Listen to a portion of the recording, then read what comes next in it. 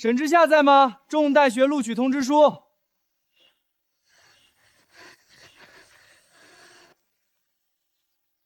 哎呦喂，真考上了！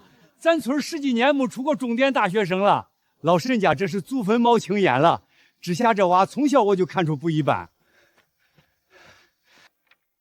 好，念出来了，我闺女真念出来了。快进屋，妈给你握2个荷包蛋。爸妈，我考上的是商学院，以后我不仅要让自己过好日子，还要让咱家、咱村都过上好日子。家里的现钱拢共不到3000，粮食卖了好歹能凑个5000，满打满算也就5000出头，还差3600。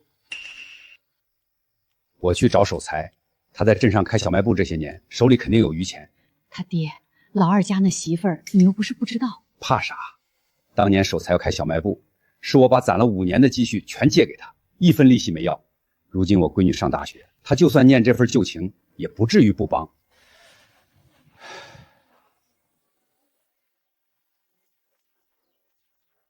哟，大哥来了，这是赶集路过啊？没有，弟妹，守财在不在家？我找他说点事儿。大哥来了，坐吧。守财，之夏考上重点大学了，学费还差3600，哥想跟你借，秋后卖了粮，立马就还。3600，大哥，你当我开银行的？大哥，你们家那光景谁不知道？这钱借出去就是打水漂。守财，当年你要开小卖部，缺5000块本钱，是哥把攒了5年的积蓄全掏给你，1分利息没要，说好的互相帮衬。那是多少年前的事了，你还翻？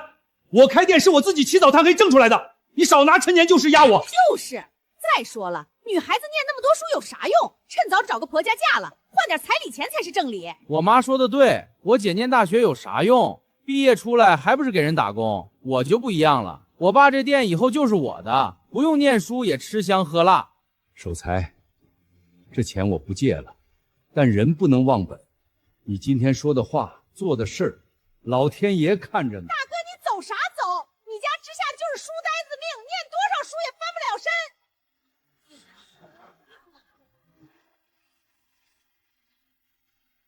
爹，今天的事儿，女儿记下了，这学我一定能上。以后谁对咱好，咱加倍还；谁看不起咱，我让他亲眼看着咱们的好日子。大哥，我都听说了，你去找老二借钱，他不但不借，还让桂香把你羞辱了一顿。他还记不记得当年你掏空家底帮他开小卖部，忘恩负义的东西？别说了，大哥你别急，之下这学费我来想办法，最晚后天我把钱送过来。3600，一分不差，之下的学费凑齐了。老三，你哪来这么多？他把家里2头耕牛卖了，牛没了可以再攒钱买，侄女的前程能等吗？咱老沈家祖祖辈辈头一个大学生，我脸上有光。孩子，你这是干啥？三叔不兴这个。三叔三婶儿，今日恩情，之下这辈子刻在心上，来日100倍报答，绝不食言。二婶那句话我记住了，4年后我会让他知道谁才是真正的书呆子命。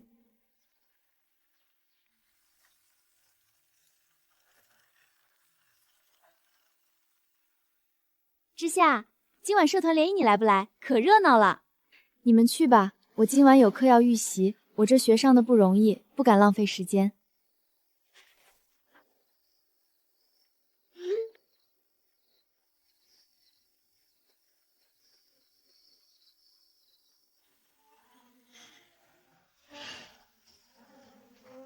学妹，你天天就吃这个，这么省干嘛？身体要紧。够吃了，我省下的每1分钱都是三叔家2头耕牛换来的，我不能拿牛换来的钱吃好的穿好的。沈之夏，一起唱歌去啊！你天天泡图书馆不闷啊？就是，今晚我生日，给个面子。大学嘛，不谈个恋爱喝个酒，你对得起青春吗？不了，我晚上还有2张书没看完，你们玩得开心，但也别太晚了。书呆子真没劲，是村里卖了牛才供出来的，人家是真心来念书的，跟咱不一样。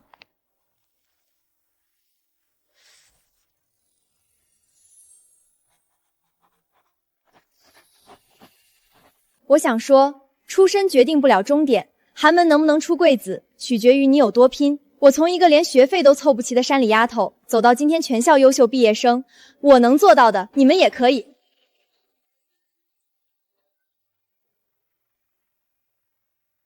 小沈，押1付3可不是小数目，你一个刚毕业的姑娘想好了？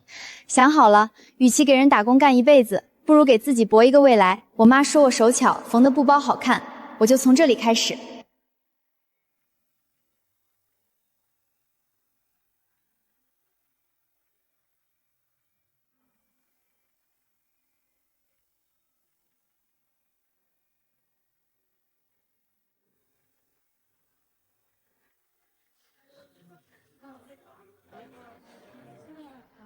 佳姐又断货了，上批手工包到货当天就抢光了。小周，我们开网店，把产品卖到全国。夏姐，这个月销售额破50万了，平台邀请咱参加新锐品牌扶持计划。沈老板，你这发货量我得换厢式货车了。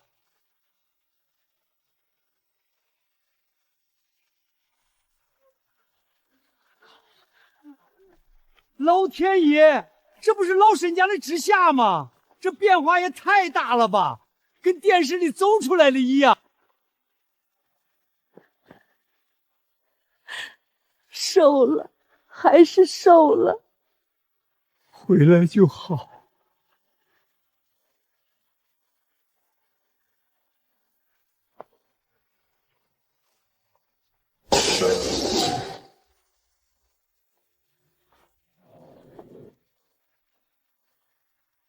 二叔，二婶好。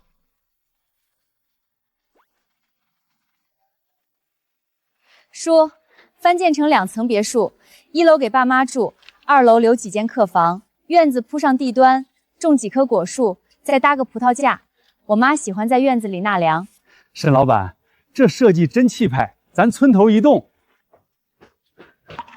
夏夏，这得花多少钱？你挣点钱不容易。妈，您和爸在这破土房里住了大半辈子，冬天透风，夏天漏雨，女儿出息了，第一件事就是让你们住上最好的房子，您就安心等着搬新家。之夏，这又给三叔翻修房子，又送家电，太破费了。三叔您坐下，我还有东西给您。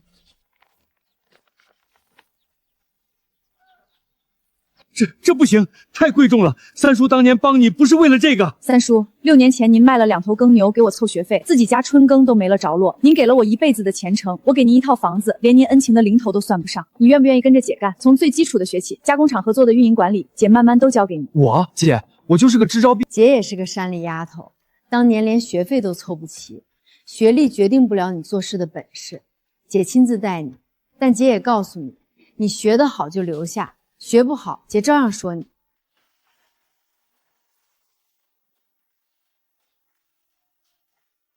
守财，守财，你快来看，那丫头把老宅拆了，要盖别墅，2层楼，还有老三家，又是翻新房子，又是送家电，听说在镇上还买了一套商品房。你说她是不是有钱没地方花了？给你大哥盖别墅，给老三送房子，咱也是他长辈，他连门都不登。你现在说这些有啥用？当年是你拦着我不让借，也是你站在门口骂人家书呆子命。要不咱主动去认个错？再说你也帮过你大哥，算了，那丫头看咱的眼神，认错她能领情吗？领不领情，错都在咱，别想。今天把大家请来，是宣布一个好消息：咱村走出去的大学生沈之夏，在外面打拼多年，事业有成，现在返乡投资，要在村东头旧仓库建一个手工布艺加工厂。今天正式签约。沈之夏同志，你的返乡创业计划镇上已经详细审核过了，方案很扎实，镇上全程做好服务和保障，土地审批、消防验收、用工对接，一路绿灯。谢谢赵主任，谢谢刘叔，我承诺这厂建在村里，以后招工优先招本村和附近村的人，我的团队负责培训，只要愿意学、肯干活的，我们都收。师傅，缝制区电源布线要留够20个工位的插座接口，质检打包区光线一定要好，窗户不够大就加灯，不能让质检的阿姨看坏了眼睛。沈老板放心，我们照图施工，绝对不偷工减料。姐，我已经和县里布料供应商约好了，下周3送样品过来。村东头有3家婶子报名，想参加第一批缝纫培训。做得不错，明天我们一起做培训方案。培训这块你多上心。之下20个就业岗位，这可是咱村几十年头一遭有企业入驻。你这不光是报恩，是把整个村都带起来了。之下，婶子今年46了，就会种地带娃。你那缝纫机，婶子能学会不？王婶儿，您放心，我们统一培训2周，手把手教，包教包会。培训期间也发股本工资。您织毛衣的手艺，全村都夸好。学缝纫肯定快。那婶子好好学，这辈子除了种地带娃，啥也没干过。没想到这把年纪还能进厂挣工资。之下，我这啥也不会，能跟你们干不？大姐，您放心，我们手把手教，保证你们能学会。各位婶子，咱先从认识缝纫机开始。这个是开关，这个是调针具的旋钮，这个踏板踩下去，机器就转。千万别怕，我一开始也不会，练2把就上手了。我要的不只是给村里捐钱，而是让每个人都有本事、有活干、有尊严的挣钱。三叔当年给我的不只是学费，更是一个靠自己去拼的机会。姐，我听说二叔家的浩强哥在家躺了大半年了，他要是想进厂，咱收不收？他要继承二叔的小卖部，看不上咱们这出力的工作，不必多管。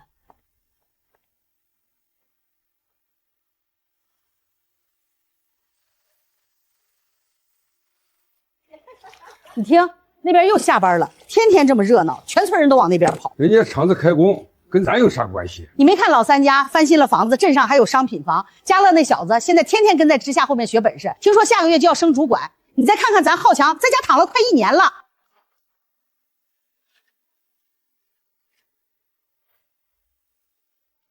4年前那天，大哥拿着菜来找我，我要是点了头，算了，没有要事。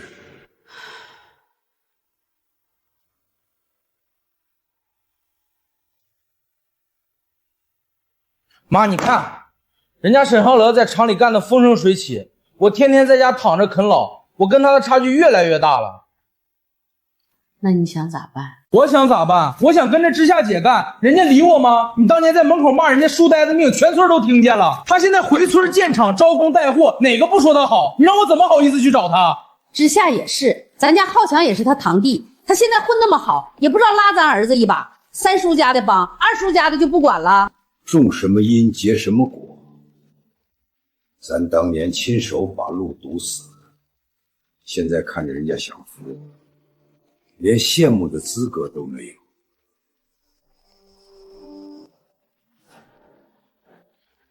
各位乡亲，加工厂运转3个月，线上销量稳步增长，目前产能已满足不了订单需求。志向，那咱们是不是要招人了？我儿媳妇在外头打工，想回来呢。赵爷爷，您说对了，我今天要宣布2件事：第一，扩大加工车间，新增30个工位，优先面向本村和周边村子招工；第二，成立农产品合作社，种有机杂粮和特色山货，加工成精品礼盒，通过我的线上渠道销往全国。土地由合作社统一管理，农户拿分红。这要是能成，咱村就不光是一个加工厂了，从种植到加工到销售，全在村里完成。之下，合作社那块儿，我这把老骨头干不动重活了，能参加不？赵爷爷，您放心，干不动重活没关系，到时候晾晒挑选这些轻活你也能干。另外拿一份计件工资，地还是您的，年底按收成和入股比例分红。那块地日照最长，种杂粮最合适。下面这片洼地可以搞小型晾晒场和初加工点，收上来就地初加工，再拉到生煎精加工，一气呵成。就这么办，你负责和县种子站对接，把有机杂粮的种源定下来。第一批入股农户名单下周1以前整理好给我。明白姐，入股协议模板我已经从镇经管税取回来了。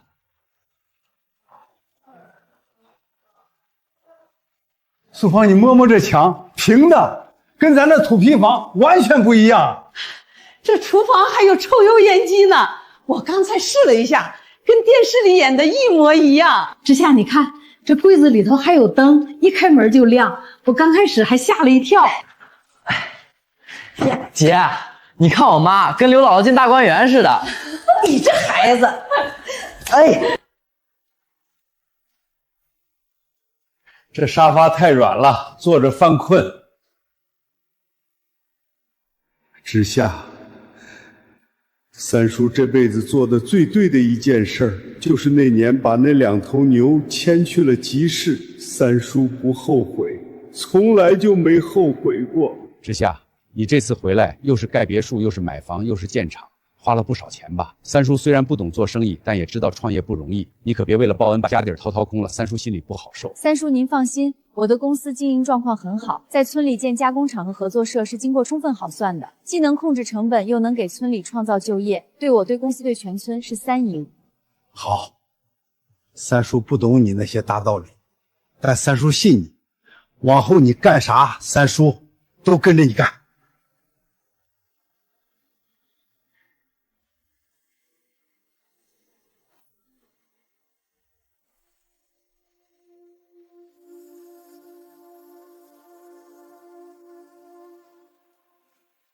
嘉乐，这批走线有3件歪了半毫米，全部返工。姐，这肉眼根本看不出来。线上客户收到货会拿放大镜看吗？不会，但他们会拿手机拍，会上传评价，一个差评影响100个潜在订单。返工，现在。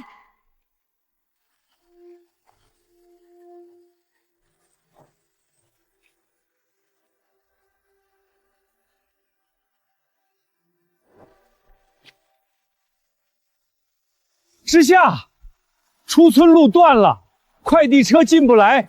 你那批今天要发的货，刘叔，能调挖机过来吗？镇上挖机在隔壁工地，最快明天才能到。不等挖掘机了，嘉乐，回厂里扛沙袋，把所有封箱胶带带上，用木板搭临时桥。今天天黑之前，货必须出去。你这几天咋回事？炒个菜不是放2遍盐就是烧糊锅。守财，我今天碰见王婶了，带着厂里新发的工牌，说这个月涨了工资，入了合作社，年底还有分红。她说的那个数比咱小卖部1个月挣的还多。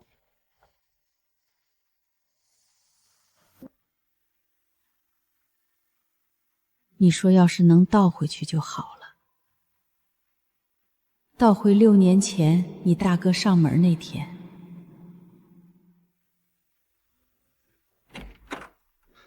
姐，出事了！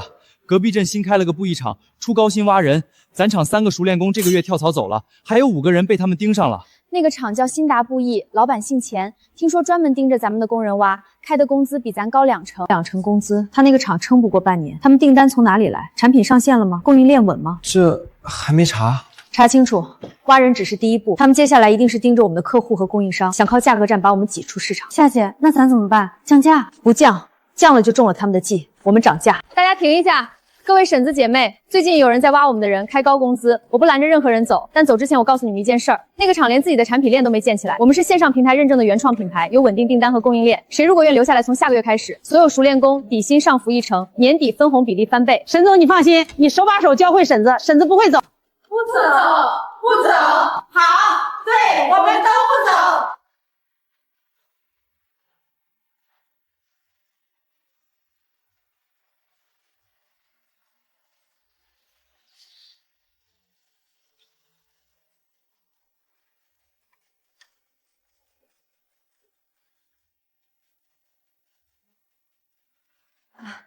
二叔二婶忙呢？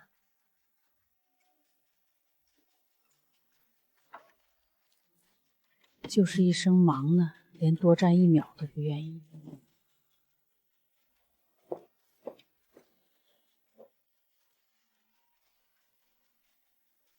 今天把大家叫来，是合作社第1批入股的事儿，之夏做了详细的方案，每家拉不动。不是我不信之夏，合作社这事以前别的村也搞过，搞到最后账不清不楚，万一亏了，我们喝西风去。就是夏，你在外面挣了钱，我们不眼红，但种地这事儿你也不懂，万一今年的小米卖不出去呢？赵爷爷，各位叔伯，这里有3个东西，我念给大家听。第一，合作社入股协议，上面白纸黑字写着保底价，就算市场价跌了，我按保金价收。第二，线上平台合同，我们的有机杂粮已有预售订单，市场在，不是空头支票。第三，镇经委驻审核通过的章程，每一笔账都由第三方审计，你们随时可以查。之夏，你看看这土，啥性种？种杂粮能行吗？我种了一辈子地，这地啥脾气我一清二楚。赵爷爷，您说的对，这片地沙性重，正好适合种有机小米。您种了一辈子地，比我有经验，但我不懂市场和渠道。您信我的市场，我信您的手艺，咱两样合起来，这事儿才能成。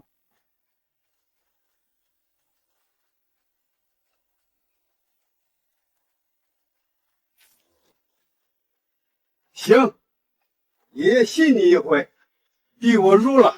哼，要是亏了，再说亏的。我入了。知下这丫头讲得明白，合同写得清清楚楚，保底价白纸黑字，你看着办办。我家也入，我家那3亩地也报上。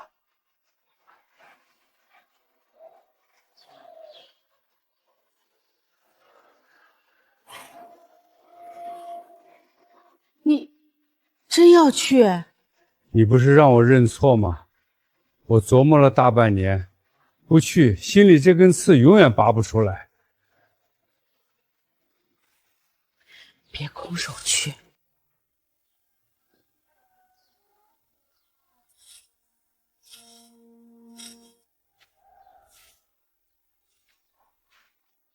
守菜，站这干啥？进屋说。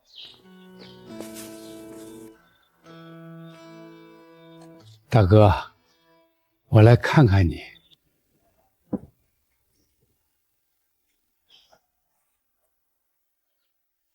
大哥，你腿还疼不疼？我屋里有膏药，回头给你送几天来。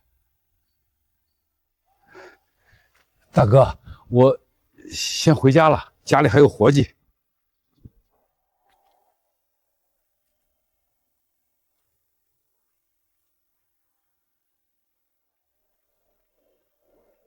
说了没？说了，来看看你。对不起那3个字，卡在嗓子眼里，就是出不来。那你这趟去算啥？第3季度线上订单量同比增长40%，有机小米上架3天售罄。我建议下季度用山里野果做天然染料，推出限定色手工包，预计能再提升2成毛利。方案书下周1之前放我桌上，这个思路不错。夏姐，嘉乐现在独掌一面了，你当初那3个月魔鬼训练没白费。不是我的功劳，是他自己争气。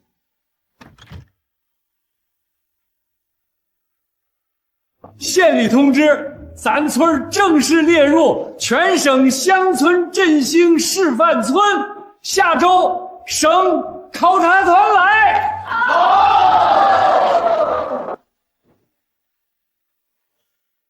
妈，你看。沈家乐在会议室做季度汇报了，他现在带团队管几十号人了，我呢，在家躺了快2年了。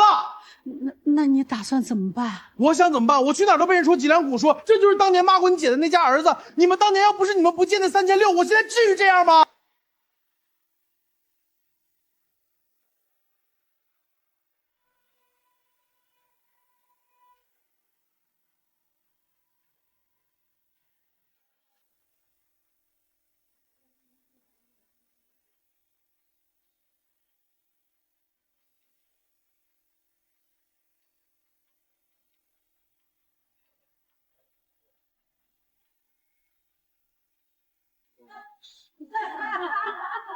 路明天就能铺完，路灯这星期装好，村口文化广场的设计图设计院发过来了，你看看。之下，省考察团的行程提前了，后天下午到。镇上说的很明确，全县几个候选村，考察团最后只看咱们一个点，成不成全省典型，就靠这一锤子。跑道还没铺，广场还没硬化，路灯缺一半，2天得干出5天的活来。3班倒，3班倒，我去跟工人说。陈总，你让一下，咱们几个把这边涂平了，明早花坛就能起。我们虽然年纪大了，但这点出力气的活还能干。之下，考察团的事我们都听说了，路你给咱修了，厂子你建了，合作社你搞了，现在轮到咱出力了。20-30年没干过晚上活，今晚破个例。成了，2天干完5天的活。之下，村口这棵老槐树，从我记事起就在这儿，多少年了。看着咱村穷，看着年轻人一个个往外跑，现在总算看着不一样的东西了。后天考察团来了，看到的就不只是老槐树了。姐，这批有机小米上架当天3000单，目前全5星好评。客服部接到一个省城连锁餐饮的电话，说想把咱们的小米纳入供应链。沈总，我这把年纪头一回天天盼着上班。我闺女在省城说，他们同学都抢着买咱村的杂粮礼盒，室友问能不能代购，他都成了俺村的义务推销员了。之下，县里刚发反馈，咱村因为有机小米的品牌效应，下月省农博会给了专属展位。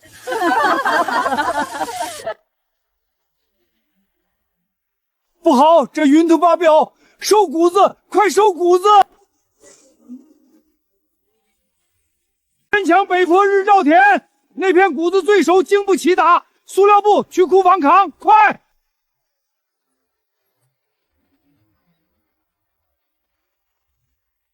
北坡那批全抢下来了，一粒没损失。晾晒场玉米损失不到20%。明天省农博会来电话，我照样接，告诉他们知下村的品质，豹子砸不垮。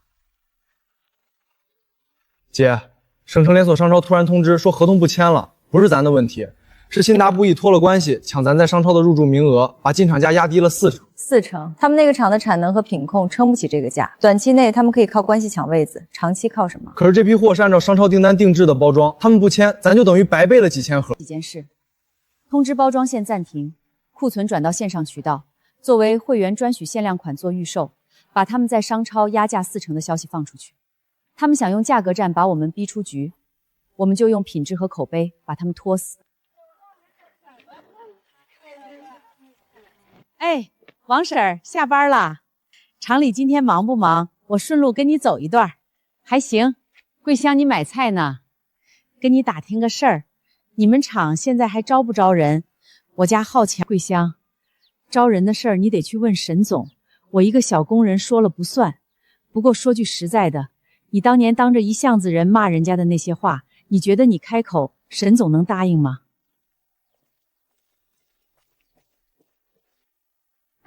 菜买回来不做饭，又发呆。守财，我今天碰见王婶儿了，问她厂里招不招人，她说让我别自讨没趣。人家跟咱隔着一堵看不见的墙，我心里清楚，那墙是咱自己砌的。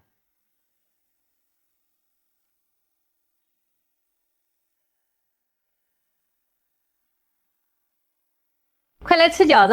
家乐别忙工作了，热乎的不吃等凉了，气死你娘！以前冬天在土坯房里强风灌风，你娘把棉裤都压我腿儿不顶用。现在啊，外面飘雪，屋里穿衬衫就够了。爸，姐说明年要给咱小区楼下装电梯，换的是我和你娘下半辈子，换的是你的前程。你姐干的再大，你也别当理所当然。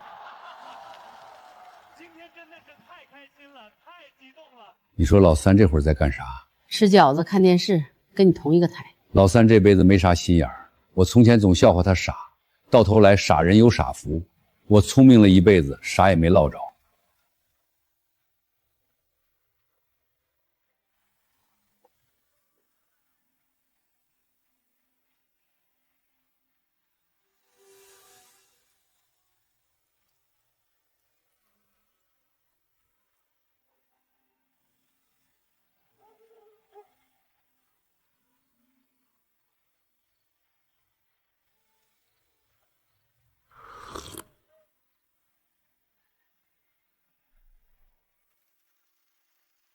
经管理层一致评议，沈家乐同志在培训组织、生产调度、质量管控等方面表现突出，现正式任命为加工厂生产主管。这4个月多亏了婶子们配合我的工作，往后咱们一起干。我偷一天懒，你们直接告诉我姐。爸妈，我想好了，我明天就走，去县城工地。以前同学说那边缺人，我在家躺了快2年了，小卖部也关了。沈家乐从零开始，现在管几十号人，我再躺下去人就真废了。8000块，不多，够你出去头几个月房租和吃饭。别学你爸。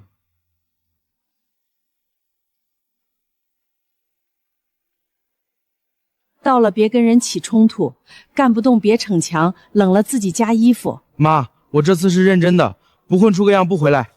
在外面好好的，别学你爹。沈总，县里批下来了，返乡创业专项扶持资金20万，免息3年，另外还有一笔乡村振兴产业补贴10万，整整30万。这下新车间设备采购的钱有着落了。10万作为合作社风险储备金，每一笔支出都走对公账户，接受镇经管班监督。就等你这句话。另外，县商务局下周组织电商培训班，你们厂可以派2个人免费参加。我去，线上运营这块我正好想系统学一下。姐，新达布艺又出招了。他们线上一款手工包直接降价30%，还打上了同款低价的标签，专门对标咱们的爆款。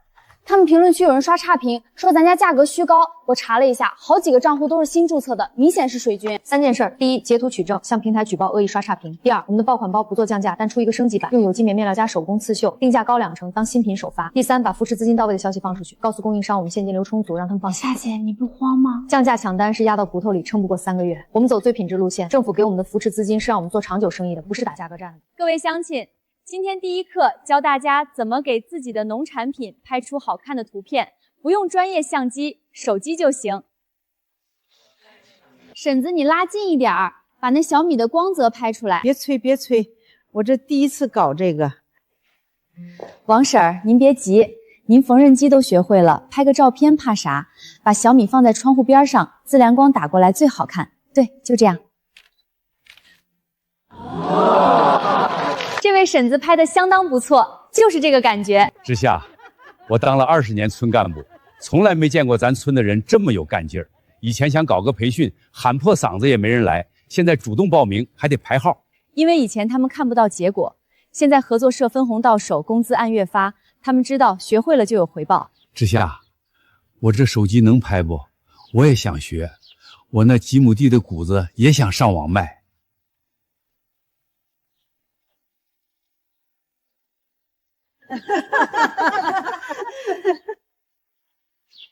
秀才，你说咱这辈子还能赶上趟吗？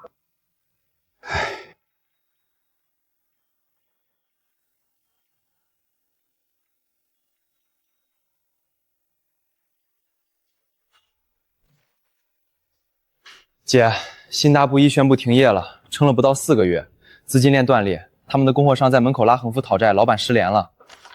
4个月，夏姐，你当初怎么说来着？撑不过半年。价格战是最笨的死法，他们没有自己的品牌和供应链，靠压价抢客户，利润薄到养不起工人，付不起供应商，倒下是迟早的事儿。他们之前挖走的几个女工，今天突然带话想回来，告诉他们回来可以重新参加培训，从试用期开始，厂里一视同仁，拿本事说话。另外，把新达倒闭的消息整理成案例，下次培训加一节品牌价值的课。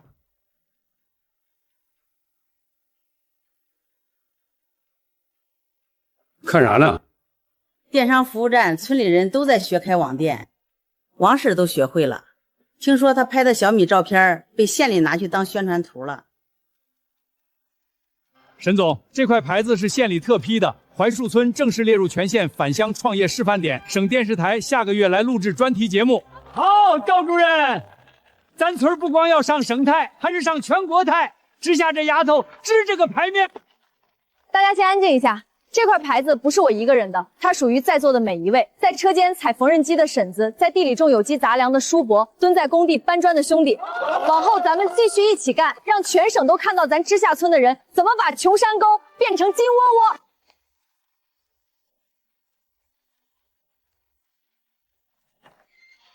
你今天又没出门，我听外面说县里给知夏送了牌匾，广场上热闹得很，全村人都去了。你倒是去卫生所看看啊，这脸色一天比一天差。我这是心病，心烂了，药治不了。浩强上次打电话说啥了？说工地上干的还行。工头夸他能吃苦，下个月领了工资寄回来。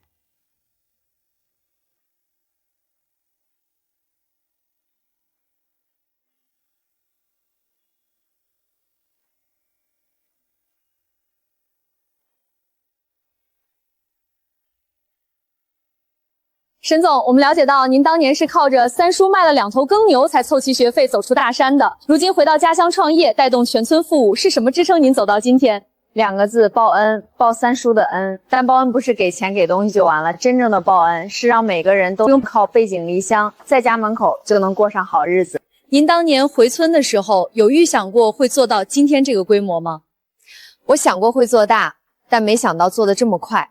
这得感谢镇里和县里的政策扶持，从土地审批到资金补贴，每一步都有政府给我们护航。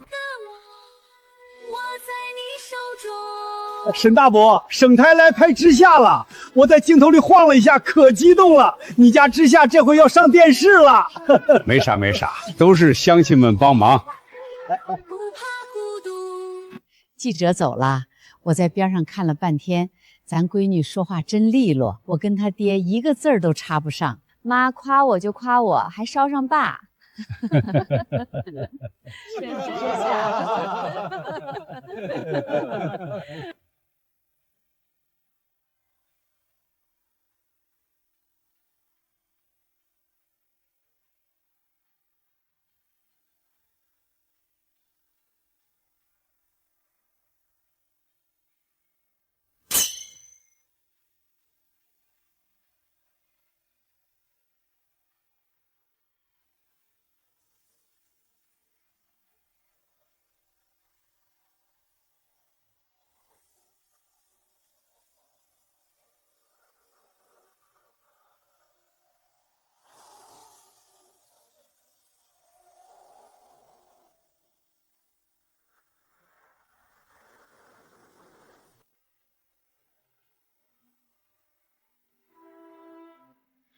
怎么想起翻这个了？以前他天天在家躺着，我看着烦。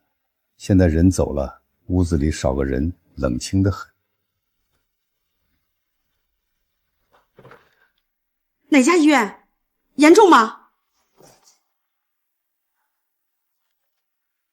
浩强在工地上，架子塌了，右腿伤了，人在县城医院。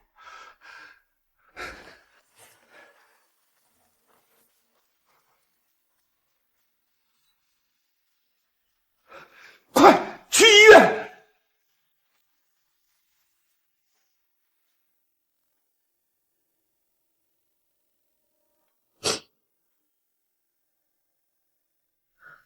医生说了，没伤着骨头，养2个月就能下地。妈，你别哭了。爸带你回家养伤。爸，我不回去了。工头说了，等我伤好了，给我换到工料组，活轻点，先去材料组学着，以后考个施工员证。我这次真的想好好干。你当年要是不把我姐赶出去，我可能早就跟她学出来了。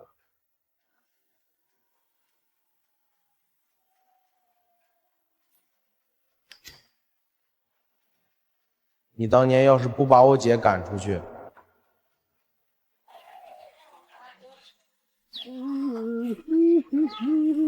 姐，第2批有机小米线上预售已经破5000单了，省城连锁餐饮正式签了供应链合同，咱家小米以后要端上省城大饭店的桌了。知夏，省农博会发邀请函了，给咱村安排了主展馆的独立展位，展位费全免，县里补贴。上回省台拍专题片，这回又要上农博会。赵爷爷，您这把年纪还想上电视呢？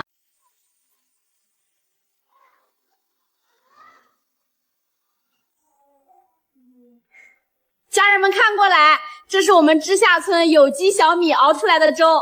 小妹，别光喊粥，你要拿勺子在镜头前搅一下，把那个米油亮出来。上个月刚开业的时候，这帮小媳妇连电脑开机都不会，现在个个能直播。王婶更厉害，都开始自己拍短视频了。刘叔，咱村现在不光有产业，还有人了，人学会了扶贫款都好使。明年再开一期培训班，把年轻小伙子也拉进来，培养一批自己的电商团队。知夏，明年村办集体收入翻一番，我这个村支书做梦都在想。 6年前这棵树下，我拉着我爹的手说：“谁对咱好，咱加倍还；谁看不起咱，让他亲眼看着。”现在实现了。这牌子是我爹当年给我做的，他说开店讲究的就是诚信2字，我没听他的话，落了这么个下场，把人情做绝了，就没人给你做买卖了。货清完了，拢共卖了2000不到，隔壁村杂货店来收的。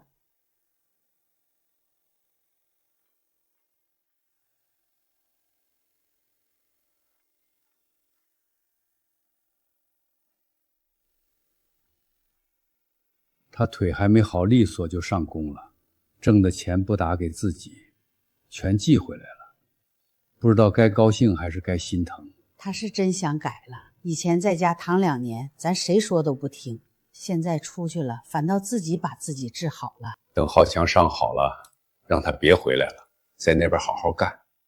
以前他不上进我着急，现在他上进了我更着急。人一旦错过了对的事儿，错过了对的人，再想补回来就难了。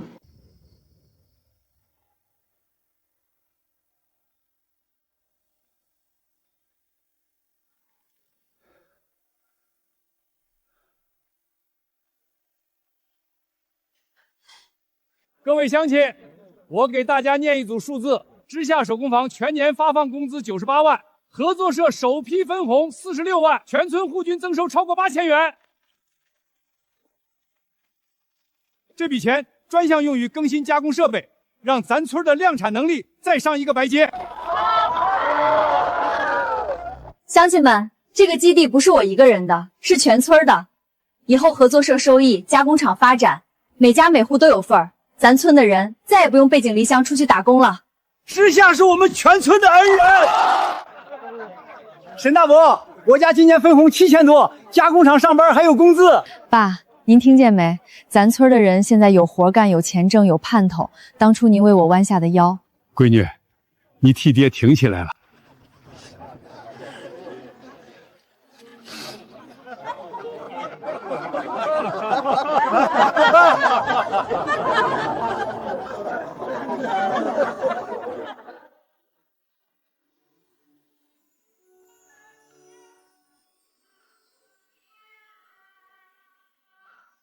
全村都去了，就差咱家。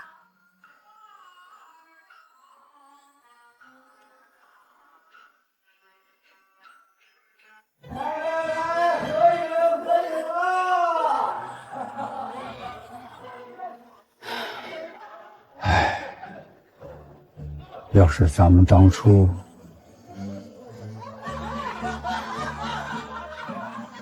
浩强今天来电话了，说下个月能全勤，再过一阵子考施工员证。他还说存了钱给知夏寄一份，不图别的，就是想认个错。儿子都认错了，我这个当爹的还端着这张老脸不放，到底是我比他更有骨气，还是比他更没出息？这张存折是当年大哥给我的那笔开小卖部的钱，我一分没动，存了15年，利息也算上，一分不差。我这辈子做错的事儿太多了，至少这一件，我想了结。大哥，这张存折是当年给我的那笔钱，5000块，我存了15年，一分没动，利息也算上了。当年你说互相帮衬，我没守信用，钱还你。钱你还了，事儿你记住了没？记了，记了6年，每一天都在记。守财一辈子精明，最蠢的就是那天没借钱给你。记住就行。天冷，回吧。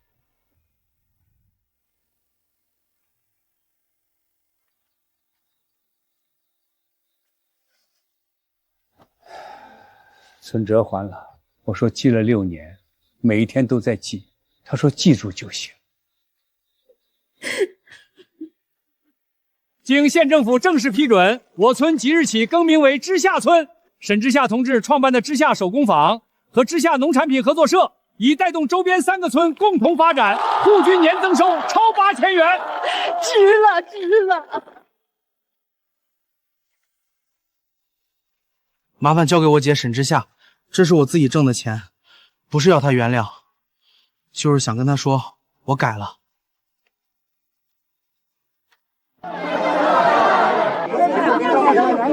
大家看我这里，准备了。